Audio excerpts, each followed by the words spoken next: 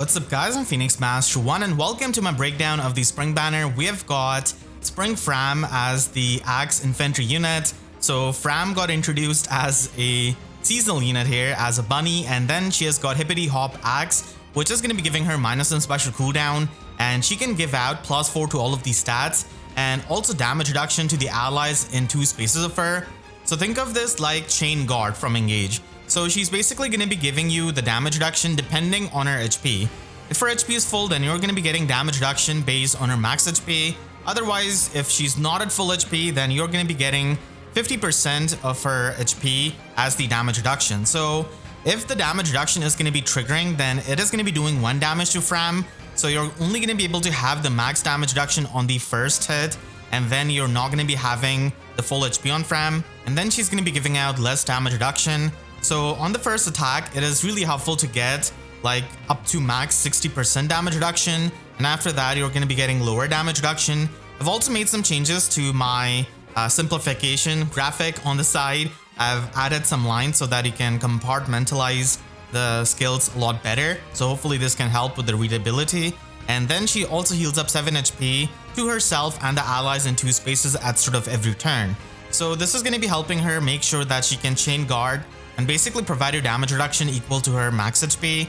Framme does have 45 base HP, and then Firestorm Boost 3 is going to be giving her +5 HP.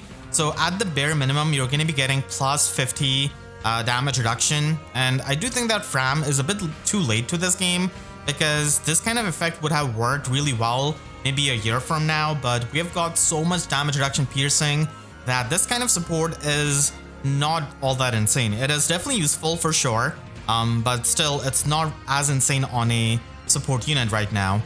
At least the healing also helps, but the healing is not like after the combat like Gatekeeper or Saline. It's just at sort of turn. And then if she's within 3 spaces of an ally, she's able to give herself +X to all of these stats, and this is going to be up to max 14, and it is going to be counting the allies in 3 spaces multiplied by 3 and then added by 5. And if there's any kind of dragon ally in 3 spaces, then this is going to be counted as max 14. So being a cheerleader of Divine Dragon, that does make sense. So +14 to all of these stats is good. And then she also has the full tempo effect built in her weapon. This is going to be helping her trigger Godlike Reflexes and loop it a lot better with something like a Pled skill. So having full tempo is nice. And then she also gets damage reduction to herself on foes' first attacks, including the brave hits, and this is depending on her HP at start of combat, and at max this could be 60%. So Framme is a hybrid unit who can function as a God Axe because of her high speed with base 46 speed, and then she can also provide some damage reduction support to her allies, which can definitely be good for tanking, but then again, most of the meta nukes are going to be having damage reduction piercing. And then she's got Dragon Fang and Firestorm Boost 3, so this is going to be giving the guard effect, which is really good, and extra bulk. So this is going to be a very good skill for so many of the offensive units that can stay near their allies, because getting the guard effect and the extra HP is so nice for the bulk.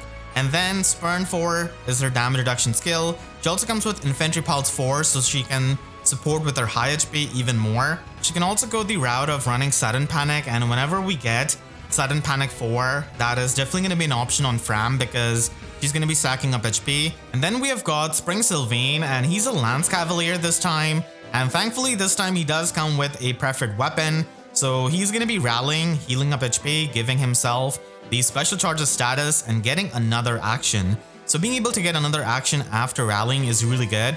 He has got Flingster Spear as his preferred weapon. This gives him -1 special cooldown, and if any kind of rally assist is used by him, then he's able to give himself the special charges status, which we have seen before, and it does help trigger stuff like No Quarter on his brave attack. And he also heals up 7 HP and gets another action. So this is going to be making him a pretty nice unit in Aether Raids defense, where he could function in a rally trap, and then he's just going to be rallying, getting another action, and then he can just charge at the enemy.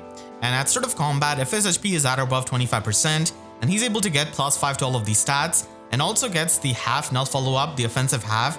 So he's able to neutralize any kind of effects that prevent his follow-up attacks, and he also gets 40% damage reduction on foes' first attacks, including the brave hits. And if he has got the special charges status active on him, then this weapon gives him the null guard effect and also the dual phase brave effect.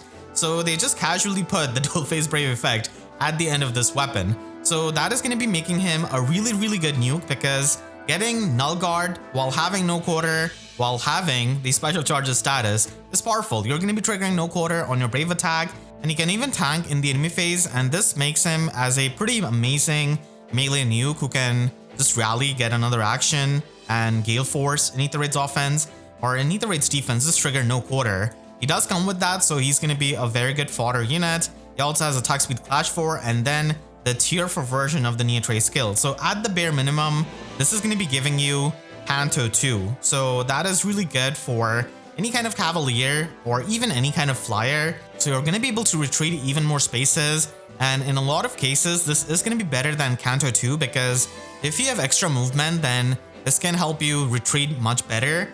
And it is also going to be giving you that true damage, which we have seen before on the tier 4 version of the Fortress skill. So Sylvain is a very good melee nuke with no quarter, and I do think that he does have, the potential to be a really good unit in Aether Raids offense as a Gale Force unit, and also in Aether Raids defense as a melee nuke. And even in Summoner Duels, he does have the Null Guard effect, which makes it a really good combo with the special charges status. And then we have got Spring Mirabilis. We did see her on the silhouette, and she's a 4-star focus unit, and this time she's a Blue Mage Flyer. So her BST is going to be taking a hit, and here she's going to be dancing up Spring Sharina. She does come with an exclusive dance, so you're not able to run Soaring Echo or any kind of attune skill with her preferred dance, so just keep that in mind.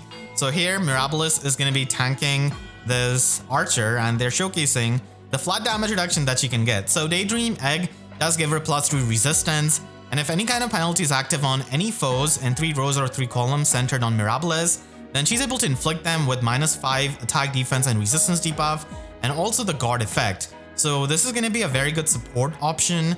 And then from her weapon, she's able to get herself the +5 attack, defense, and resistance, and also flat damage reduction based on 20% of her resistance. And her resistance is definitely pretty good with base 41. So she's going to be able to get that flat damage reduction, but hopefully she doesn't really have to tank a lot of hits, because she's mainly there as a support unit, and she does have her exclusive dance in Spring's Dream. So this is going to be refreshing an action of an ally, and then the target ally and the allies in 2 spaces get +6 attack buff and also the bonus doubler status, and then she can inflict on the nearest foes in 5 spaces and the foes in 2 spaces of them with -6 attack debuff and also panic status. So this is going to be good for making that stat swing on the attack, and bonus doubler is a pretty good effect that you can easily get out of this, and inflicting panic and spreading that to so many of the foes is good with this kind of weapon that already debuffs the enemy's attack. So even a one-off copy of Mirabilis is going to be good, because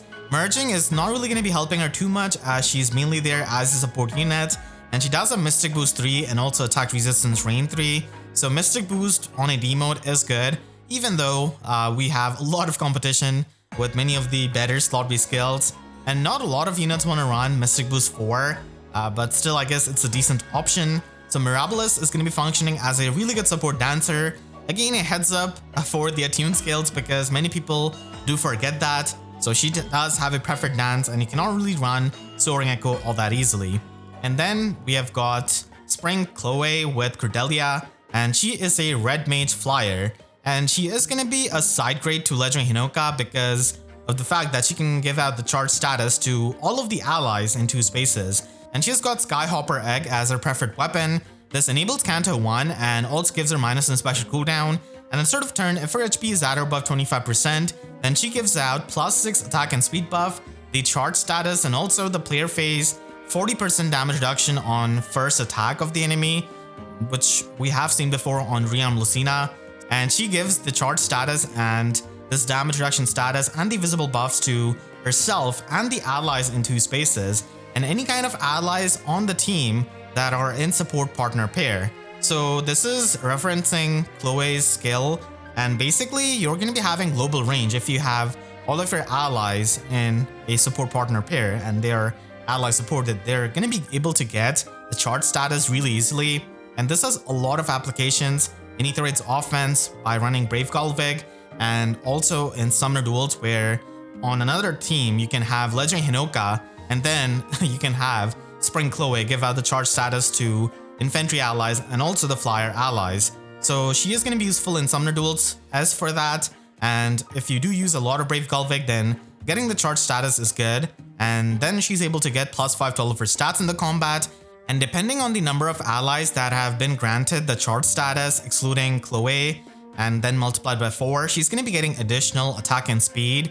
So that's good for the offensive prowess. And then she does get true damage based on 20% of her speed, and also gets 50% damage reduction piercing. So that damage reduction piercing is extremely valuable because flyers don't really have easy access to that. And then she does come with Draconic Aura, Remote Sparrow, which is probably best changed with Flared Sparrow if you're going to be investing heavily in her. And then she has got Occultist Strike for that pre-combat damage. And she comes with a new skill in Speed Resistance Crux. So this is going to be inflicting -4 speed and resistance debuff on foes in 3 rows and 3 columns centered on unit. And those foes that are suffering those debuffs are going to be enabling the guaranteed follow-up attack of the unit. So this is in a way trying to give the pseudo half-null follow-up to Spring Chloe because she doesn't really get that from her weapon. And attack defense Crux, for example, is going to be really good for Ashnard, who does miss out on the guaranteed follow-up attack. So Ashnard fans can look forward to that and save up the orbs. So it's a decent skill and can certainly help if you're trying to get the pseudo half-null follow-up in a way by getting the guaranteed follow-up attack. So like I said before, she's going to be a side grade to Legendary Hinoka. She doesn't really give out the special charges status, and she doesn't have the armor effective damage, but still she can nuke really well with her weapon, and she can be blessed for any season. So that makes it a lot easier for her to be run in Aether Raids defense and also in Aether Raids offense. So she can just be blessed. And of course in Summoner Duels, you're going to be seeing her quite a lot. She does have her Harmonic skill, which is going to be giving -2 special cooldown to unit and allies from the same title. And it also grants Resonance Blades and Incited status to those allies as well. So many of the Awakening allies are going to be able to easily enjoy this -2 special cooldown. And she could be run with Spring Sonia so that he can pulse down even more with their Harmonic button. So this is going to be enabling the usage of Miracle, AoE skills, and also any kind of damage reduction skill that you want to pre-charge. So this is going to be helpful for Summoner Duels because that is the main game mode where Harmonic and Duo skills can be easily used. So it is going to be helpful in expending your action and seeing what the opponent does, or it can be also helpful in just pre-charging your specials. And with the charge status, you're going to be able to pre-charge AoE specials on your units, which is going to be helpful in nuking. So that is going to be Spring Chloe, a Legendary Hinoka side grade, and in some situations can be better than Legendary Hinoka because of her charge status being applicable on the infantry allies. And then we have got the Tempest Trial, and we have got Linhardt as the free unit. He's a colorless infantry bow archer, and he does have Carried Bow Plus, which is going to be a bit different weapon than Mirabilis. So at sort of enemy phase or player phase, he's going to be able to debuff the foes that have less resistance than his resistance +5 in 3 rows and 3 columns. So it does have the ploy 4 condition, and then he can debuff their attack and defense by -7 and also inflict them with the Discord status. And he himself with this weapon is going to be able to get +5 attack and resistance. And if Discord status is active on foe, then he gets the guaranteed follow-up attack in the combat and also gets the follow-up negation. So that is helpful for a unit who is not really all that fast. Unfortunately, he's not as min-maxed as Mirabilis, so he's going to be there with the mediocre speed stat, but he does have good attack stat at base 46 and also good resistance stat to make use of this kind of weapon. And he does come with Stillwater, so if you don't really want to kill T-Time Tail 2 for it, then he's going to be your option. And he also has Sabotage Defense at 4-star. We're also going to be getting Attack Defense Clash 3 and Rouse Attack Defense as the Sacred Seal.